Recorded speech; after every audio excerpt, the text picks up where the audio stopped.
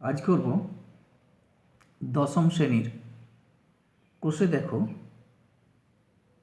দেখি 2। দেখো লেখা আছে দশম শ্রেণী এবং চ্যাপ্টারটার নাম হচ্ছে সরল সুদ কষা, সিম্পল ইন্টারেস্ট। দেখো আমি তোমাদের দেখাচ্ছি। দেখো লেখা আছে সরল সুদ কষা, সিম্পল ইন্টারেস্ট। আজ আমরা সিম্পল ইন্টারেস্টের যে ফর্মুলাগুলো আছে সেইগুলো বুঝব। দেখো আমি লিখে রেখেছি সরল সুদ কষা দশম শ্রেণী কোষে দেখি 2, এই চ্যাপ্টারটার করব। এখানে সরল সুদ কষা কি না, এখানে দেখো, অর্থাৎ এখানে আমি কতগুলো ফর্মুলা রেখেছি। দেখো এখানে আসল পি, প্রিন্সিপাল অ্যামাউন্ট। এটাকে পি কেন লেখা হয় আসলটাকে না, প্রিন্সিপাল অ্যামাউন্ট বলা হয়। এটা হচ্ছে আসল, ইংরেজিতে বলে প্রিন্সিপাল অ্যামাউন্ট, আর এটা আমরা পি লিখি, এটাকে বাংলায় বলে আসল। এই চ্যাপ্টারে ব্যবহার হবে কি না সুদ কি না ইন্টারেস্ট, আয়। দেখো আমি লিখে রেখেছি এখানে ইন্টারেস্ট আয়, এখানে আয়। সুদের হার দেখো লিখে রেখেছি পার্সেন্টেজ, অঙ্কের মধ্যে পার্সেন্টেজ থাকবে, এটাকে বলা হবে রেট অফ ইন্টারেস্ট। ঠিক আছে, দেখো ইংরেজিতে লিখে রেখেছি রেট অফ ইন্টারেস্ট, এই জন্য এটাকে লেখা হয় আর পার্সেন্ট। সময়টাকে টাইম, সময় মানে হচ্ছে টাইম, দেখো এখানে টি লিখে রেখেছি। সুদে আসলে এ লিখে রেখেছি, দেখো অ্যামাউন্ট। ঠিক আছে, এগুলো আমি লিখে রেখেছি। এবং এর থেকে আমরা যে ফর্মুলাটা, যে সমস্ত চ্যাপ্টারটাকে যে ফর্মুলা দিয়ে আমরা সলভ করব, ঠিক আছে, যে ফর্মুলাটা আমাদের খুব প্রয়োজন হবে সলভ করার জন্যে, সেটা হচ্ছে এটা, I is equal two PRT/100। আইটা কি না, আইটা হচ্ছে সুদ। এটাকে বার করতে গেলে আসল, রেট অফ ইন্টারেস্ট, টাইমকে গুণ করে তাকে 100 দিয়ে ডিভাইড করে দিলেই আমরা সুদটা পেয়ে যাব। যখন আমরা সুদ পেয়ে যাব, তারপর যদি আমাদেরকে জিজ্ঞাসা করা হয় যে সুদে আসলে কত, না সুদ আর আসলকে আমরা যোগ করে দেব। সুদে আসলে এ, এটাকে বলছে অ্যামাউন্ট, আসলের সঙ্গে সুদটাকে আমরা জয়েন্ট করে দেবো, অর্থাৎ পি দুটো এখানে বসিয়ে দেবো, পিটা কমন নিয়ে নেবো। পি কমন যখনই নেব, এখানে 1 + RT/100 এটা পেয়ে যাব। এখন প্রশ্ন হচ্ছে যে এই যে I is equal two PRT/100 এটা এলো কোথা থেকে যদি জানতে চাও, দেখো আমি এখানে লিখে রেখেছি এই ফর্মুলায়। আমরা জানি যে রেট অফ ইন্টারেস্ট থেকে আমরা কি জানতে পারি, যে দেখো, অর্থাৎ 100 টাকার 1 বছরের সুদ 8 টাকা। যদি এটা 7 লেখা থাকতো তাহলে আমরা বলতাম 100 টাকার 1 বছরের সুদ 7 টাকা। যদি এটা 6 লেখা থাকতো তাহলে আমরা বলতাম 100 টাকার 1 বছরের সুদ 6 টাকা। তাহলে এখানে আর লেখা আছে, তাহলে আমরা লিখবো এখানে দেখো যে 100 টাকার 1 বছরের সুদ 8 টাকা। কিন্তু তারপর লিখেছি দেখো উইকিংনম করার জন্য 1 টাকার 1 বছরের সুদ R/100, এই যে একটার উপরে 100টা নিচে নেমে যায়, এটা উইকিংনম। আমি রেখেছি কত, প্রিন্সিপাল অ্যামাউন্টটা কত না পি টাকা। তা পি টাকার 1 বছরের সুদ কত হবে না, পি দিয়ে মাল্টিপ্লাই করে দিয়েছি, গুণ করে দিয়েছি, অর্থাৎ PR/100। পি টাকার টি বছরের জন্য সুদ কত হবে, PRT/100। এটা সুদ বের করেছি, এটা দেখো PRT/100টা হচ্ছে সুদটা বের করেছি, ওইটাকেই আমরা আই বলি। I is equal two PRT/100। এটা যেটা আমরা পেলাম, দেখো I is equal two PRT/100, এটা যেটা আমরা পেয়ে গেলাম, এই যে সূত্রটা, এই সূত্রটাই হচ্ছে এখানে আমি ব্যবহার করছি। এটাকে যতগুলো অঙ্ক আছে সলভ করার সময় আমরা এই সূত্রটাকে ব্যবহার করব। তাই এটাকে ভালো করে তোমরা মনে রাখবে, এটাকে মনে রাখার চেষ্টা করবে। আর এটা এলো কোথা থেকে সেটা আমি দেখিয়ে দিয়েছি এখানে। আমি তারপর নেক্সট যে ভিডিওটা আপলোড করব, সেখানে প্রত্যেকটা চ্যাপ্টারের প্রত্যেকটা অঙ্ককে আমি সলভ করে দেখাবো। এই চ্যাপ্টারের অঙ্কগুলো করার আগে আমরা কিছু জিনিস পরিষ্কারভাবে বুঝে নিই। দেখো আমি আজকে বুঝাবো যে কোনটাকে আসল বলে, কোনটাকে সুদ বলে, কোনটাকে সুদে আসলে বলে, হ্যাঁ, রেট অফ ইন্টারেস্ট কোনটা সেটা। মনে করে এই ব্যক্তি রতন, সে কিছু টাকা নিয়ে, অর্থাৎ 100 টাকা নিয়ে ব্যাংকে গিয়েছিল। দেখো ব্যাংকে গিয়েছিল এবং সে এই টাকাটাকে ব্যাংকে রেখে দিয়েছে। রতন 1 বছর পরে, অর্থাৎ 1 বছর আর ব্যাংকে যায়নি, সে 1 বছর পর, দেখো লেখা আছে 1 বছর পর, সে যখন ব্যাংকে গেল, তখন বলল আমার টাকাটা ফেরত চাই। এবার ফেরত নেওয়ার সময় ব্যাংক তাকে 105 টাকা দিল। রতন প্রথমে ভেবে পায়নি যে আমি রেখেছিলাম 100 টাকা, আমাকে 105 টাকা কেন দেওয়া হলো। তখন সে ব্যাংক ম্যানেজারকে জিজ্ঞাসা করলো আমাকে 5 টাকা বেশি কেন দেওয়া হলো। ব্যাংক ম্যানেজার বলল তুমি যে 100 টাকা রেখেছিলে সেই 100 টাকার জন্য তুমি এক্সট্রা 5 টাকা পেয়েছো। আমাদের ব্যাংক রেট অফ ইন্টারেস্ট হচ্ছে 5%। তখন রতন বুঝতে পারলো যে ব্যাংকে টাকা রাখলে সেখান থেকে বেশি টাকা পাওয়া যায়, এবং যে টাকা রতন ব্যাংকে রেখেছিল অ্যাকচুয়ালি সেটাই হচ্ছে আসল, এবং সে যে এক্সট্রা টাকাটা পেয়েছে সেটা হচ্ছে সুদ। তাহলে পরিষ্কারভাবে তোমরা বুঝতে পারছো কোনটা আসল কোনটা সুদ। এখানে দেখা যাচ্ছে যে 100 টাকা সে ব্যাংকে রেখেছিল, অর্থাৎ তাহলে আসল কত টাকা হবে না 100 টাকা। তাহলে আমরা এখানে জেনে গেলাম আসল 100 টাকা। দেখো আমি এখানে পয়েন্ট করে রেখেছি আসল কত না যে টাকা সে রেখেছিল সে কত টাকা রেখেছিল না 100 টাকা রেখেছিল। আসল এই যে প্রিন্সিপাল অ্যামাউন্টটা সেটা হচ্ছে 100 টাকা, এই জন্যে রতনের এই টাকা হচ্ছে আসল টাকা, সেটা 100 টাকা যে টাকা সে রেখেছিল। সুদ কোনটা? 1 বছর পরে যখন রতন গিয়ে জিজ্ঞাসা করলো যে আমার 105 টাকা কেন হয়েছে, তখন ম্যানেজার তাকে বলে তুমি 5 টাকা সুদ পেয়েছো। দেখো 100 টাকা রতনের এখানে দেখো লেখা আছে, এবং প্লাস 5 টাকা পেয়েছে সুদে আসলে রতন পেয়েছে 105 টাকা। অতএব এখানে সুদ আয় এটা হচ্ছে রতনের কত টাকা না 105 থেকে 100 টাকা তার নিজের যে টাকা সেটা মাইনাস করে দিলে 5 টাকা, এটা হচ্ছে রতনের সুদ যে টাকা সে এক্সট্রা পেয়েছে। এটা বুঝলে। এরপর চলে যাব সময়। রতন রেখেছিল কত সময়ের জন্যে? এই যে দেখো রতন রেখেছিল এই টাকাটাকে 1 বছরের জন্য। 1 বছর পরে গিয়েছে, এটা হচ্ছে 1 বছরের জন্য, সেই জন্য এটা হচ্ছে টাইম সময়, এটা হচ্ছে 1 বছর। যত সময়ের জন্যে টাকা রেখেছিল। ঠিক আছে। সুদের হার কত না ব্যাংক ম্যানেজার তাকে বলেছে যে আমাদের ব্যাংকের সুদের হার 5%। অর্থাৎ ব্যাংক ম্যানেজার ওকে বুঝিয়েছে যদি তুমি 100 টাকা রাখো তাহলে তুমি 1 বছর পরে 5 টাকা এক্সট্রা পাবে। কারণ না 5% কথার অর্থ হচ্ছে 100 টাকাতে 5 টাকা এক্সট্রা পাওয়া যায় 1 বছর রাখলে।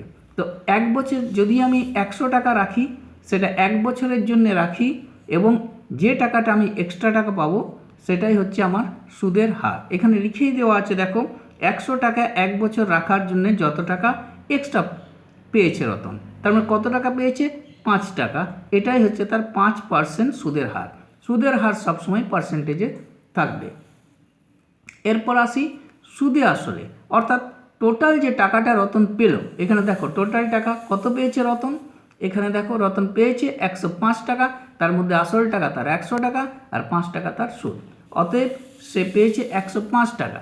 এটাকেই বলছে সুদে আসলে, অর্থাৎ সুদ ও আসলের সমষ্টি। এটা কত টাকা না 105 টাকা। তাহলে এখান থেকে আমরা পুরো ব্যাপারটাকে বুঝতে পারলাম যে আসল কোনটাকে বলা হয়, রতনের কোন টাকাটা আসল টাকা, কোন টাকাটা রতনের সুদে আসলের টাকা, এবং কত টাকা সে এক্সট্রা পেয়েছে সেটা হচ্ছে সুদ, আর কত পার্সেন্ট সুদ সেটাও আমরা বুঝতে পারলাম যে 100 টাকা রাখার জন্য যে এক্সট্রা টাকা পাওয়া যায় 1 বছরে সেটাই হচ্ছে তার সুদের হার।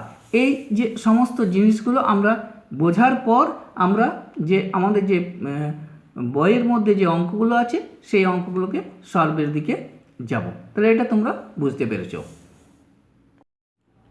দুই বন্ধু একসঙ্গে একটি ছোট্ট ব্যবসা চালানোর জন্য বার্ষিক 12% সরল সুদে হারে একটি ব্যাংকে থেকে 15,000 টাকা ধার নিলেন।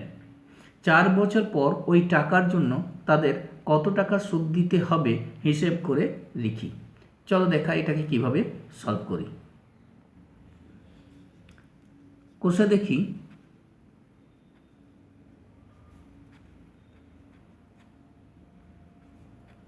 2 একের দাগের অঙ্ক। প্রথমে লিখব আসল কত টাকা দিয়েছে, আসল টাকাটা কত না আসল পি, এই টাকাটা হচ্ছে 15,000 টাকা।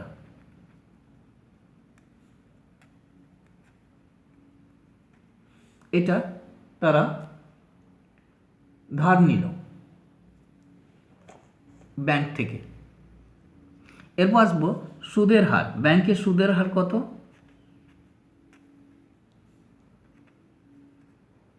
যেটা রেট অফ ইন্টারেস্ট কত বলা আছে? 12%। সময় ক বছরের জন্য নিয়েছে? টি, 4 বছর। 4 বছর। কত টাকা সুদ দিতে হবে? সুদ, এটা আয় জিজ্ঞাসা করা হয়েছে। এবার আমরা বের করব ফর্মুলা। আমরা জানি I is equal to P R T by 100। P এর জায়গায় কত বসিয়ে দেবো? না, পি এর জায়গায় বসিয়ে দেবো 15,000 ইন্টু আর কত? না দেখো লেখা আছে 12%, ইন্টু পার্সেন্ট সাইনটা দেবে না যেহেতু 100 এখানে দেওয়াই আছে ফর্মুলাতে, ইন্টু টি সমান কত বসাবো? 4, নিচে 100, দুটো শূন্য কেটে দিলাম। 4 15 60 আর এই একটা শূন্য ইন্টু 12, 12 6 72, 12 6 72 বা 4 15 60 ইন্টু এই 4টা আর আসবে না, এটা আর আসবে না, কারণ 4 15 আমি 60 করে দিয়েছি, 600 করে দিয়েছি, তো এটা আর থাকছে না। তাহলে এটাকে বাদ দিয়ে 12 6 72 এটা হয়ে গেল, আর দুটো শূন্য, এত টাকা। তাহলে এত টাকা মানে 7,200 টাকা। তাহলে সুদ হিসাবে কত দিতে হবে? না তাকে তাদের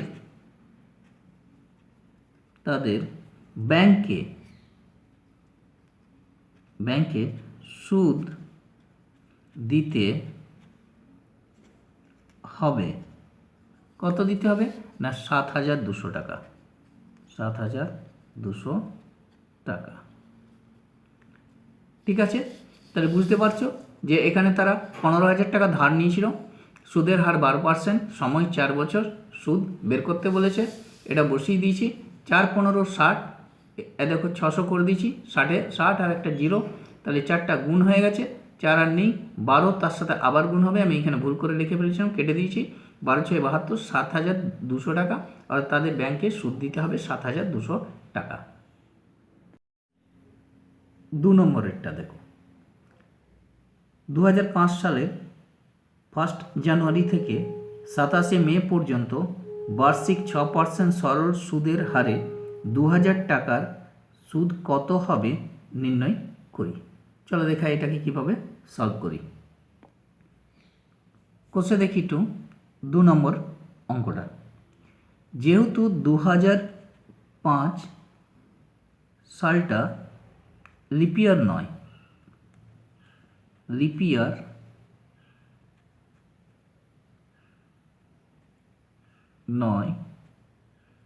এটা লিপিয়ার নয়, ঠিক আছে। তাহলে ফেব্রুয়ারি মাসটা কত হয়ে যাবে? 28 ডেজ। প্রথমে আমরা পুরো যে ডেটা সেটা কাউন্ট করে নিই। প্রথমে লিখব জানুয়ারি, তারপর ফেব্রুয়ারি, তারপর মার্চ, এরপর এপ্রিল,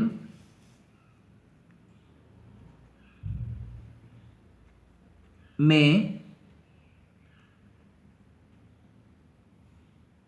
মে 27 পর্যন্ত বলেছে। এটাতে কত? না জানুয়ারিতে 31 দিন, ফেব্রুয়ারি 28 ডেজ, এত দিন। এটা 28 কারণ 2005টা লিপিয়ার নয়। এটা কত করব? 30 দিন, এটা 31 দিন, এটা 27 দিন। টোটাল দিনটাকে আমরা কাউন্ট করে নেব। কত হচ্ছে? 8 আর সাথে 15, 16, 17, এইটা 3 3 6 আর 3 9, 10 11, 12 13, 14, এইটা। কিন্তু এই এটা থেকে আবার একটা দিন মাইনাস হবে, যেহেতু 27 মে কত টাকা সুদ হবে জিজ্ঞাসা করেছে, তাই লাস্ট দিনের সুদটা দেওয়া হয় না। সেই জন্যে এক দিন, কারণ ওই দিনটা তো আর শেষ হচ্ছে না, সেই জন্য ওই এক দিনটা মাইনাস হয়ে যাচ্ছে। কত হয়ে যাচ্ছে? 146 দিন। 146 দিনটাকে যদি আমি বছরে কনভার্ট করে নিই, তাহলে কত পাবো? 146/365, এটাকে 73 দিয়ে কাটবো, 73 দিয়ে, তাহলে এটা আসবে 2, এটা আসবে 5, এটা 2-এর 5 বছর। তাহলে আমরা সময়টা পেয়ে গেলাম। এরপর আমরা পুরো যে ইয়েটা লিখে নেব, ঠিক আছে? পুরো আসল কত আমরা দেখো পুরোটা লিখছি। এবার আমরা লিখব যে আসল কত পেলাম, না আসল লিখব, এখানে আমরা লিখছি দেখো আসলটা কত, না 2000 টাকা। আসল সমান পি, কত টাকা রাখা হয়েছিল, না আসল রাখা হয়েছিল 2000 টাকা। 2000 টাকা তারা 2000 টাকা রেখেছিল, এত টাকা হচ্ছে আসল টাকা, হয়েছে? এরপর সুদের হার কত বলে দিয়েছে, সুদের হার আর ইজিক্যাল টু কত দেওয়া আছে, না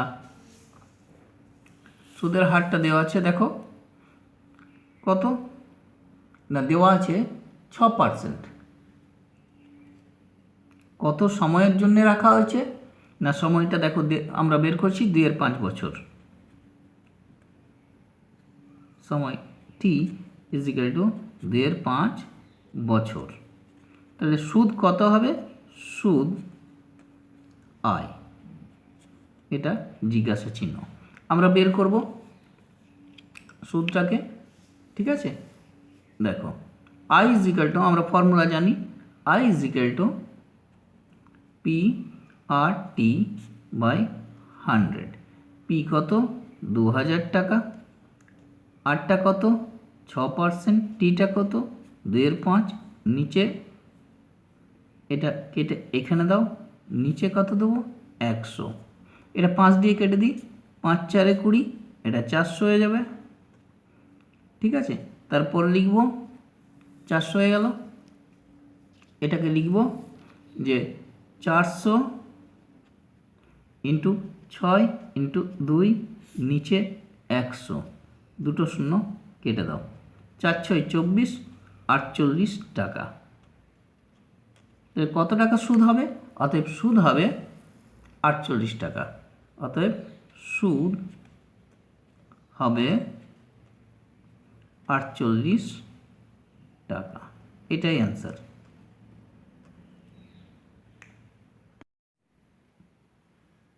3 নম্বরটা দেখো,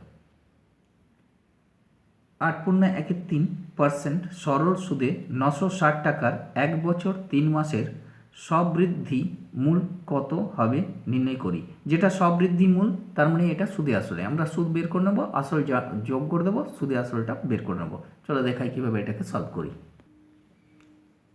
লিখছি আসল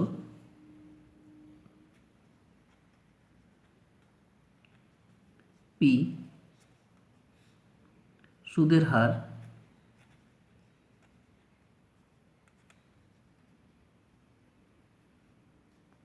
আর সময়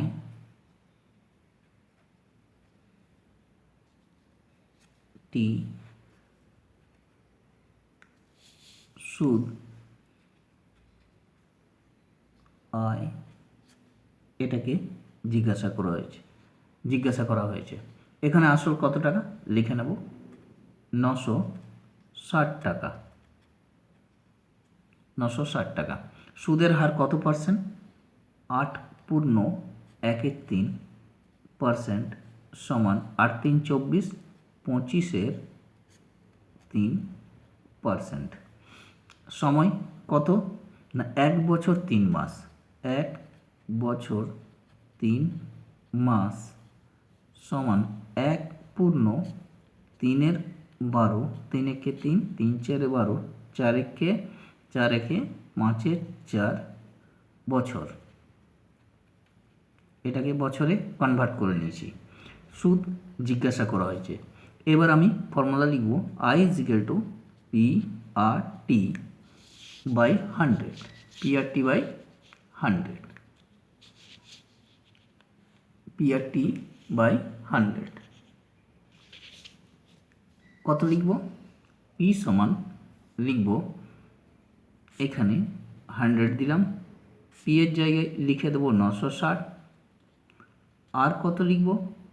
25/3 ইন্টু টিটা কত লিখব? 5/4, নিচে কত দেবো? 100। এটাকে পরিষ্কার করে নিই।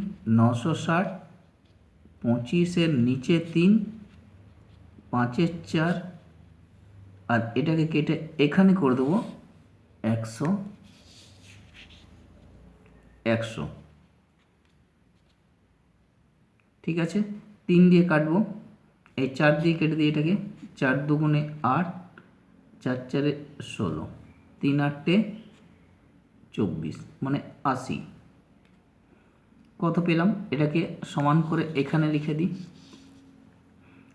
আসছে কত? 80 ইন্টু 25 ইন্টু 5, নিচে 100। এটা কাটবো, এটা কাটবো, এটা 4, এটা 5, আর এই 5 কেটে গেল। এখানে লিখে দেবো 100 টাকা। তাহলে সুদ কত হয়ে গেল? না, সুদ হয়ে গেল 100 টাকা। তাহলে আমরা এখানে লিখে দেবো। তাহলে সুদে আসলে কত দিতে হবে? না, সুদে আসলে দিতে হবে, তাহলে সুদে আসলে